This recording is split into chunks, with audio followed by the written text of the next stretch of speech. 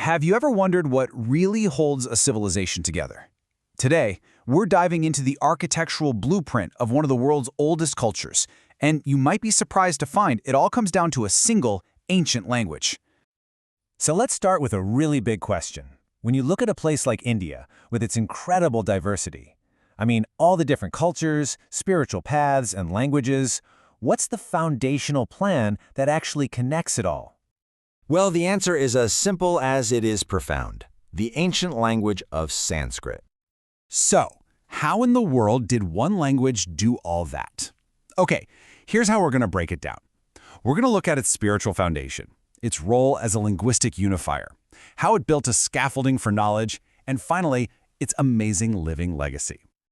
All right, first up, the spiritual foundation. Let's explore how Sanskrit literally became the sacred voice of India's spiritual life. You could say the language of the divine itself. You know, when you think about it, scriptures are the bedrock of any faith, right? They're the texts that guide everything. And in India, so many of the most central, most foundational texts were all composed in Sanskrit. And the most ancient of these are the Vedas. But we're not just talking about religious texts here. They are an absolutely breathtaking window into ancient Indian society, full of hymns, rituals, deep philosophy, and all of it preserved perfectly in Sanskrit. And the sheer scope is just mind-blowing. From the deep philosophical dives of the Upanishads to the epic, sweeping stories of the Ramayana and Mahabharata, Sanskrit is that one common thread, weaving it all together into this vast tapestry of thought. Okay, let's shift gears. Now we're going to see how the sacred language also became this incredibly powerful unifying force for communication, acting like a mother to so many other languages. So, what's really cool is what's often called its perfect grammar and scientific structure. I want you to think of it like a perfectly engineered car chassis. Its logical rules and precise sounds made it this ideal, super stable foundation that other languages could build on and evolve from. And you can really picture this flow of influence. You've got Sanskrit right at the top acting as this main source, and then it feeds its structure and its words down into the major language families that popped up all across India, both in the north and in the south. And hey, this isn't just some abstract theory. You can literally find Sanskrit's DNA all over the place, from the Indo-Aryan languages up north like Hindi and Bengali to the Dravidian languages down south like Telugu and Kannada. Next up, let's talk about how Sanskrit became the scaffolding of knowledge. See, it wasn't just for religion. It became the language of science and philosophy, building the very framework for India's great intellectual traditions. Just look at this list for a second. It's incredible. We're talking philosophy, science, math, medicine, even law and administration.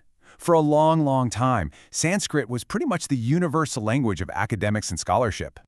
So what that really means is, for centuries, if you wanted to be educated, or if you wanted to engage in a serious scholarly debate, or even work in a royal court, you absolutely had to know Sanskrit. It was the language of the classroom and the language of the state.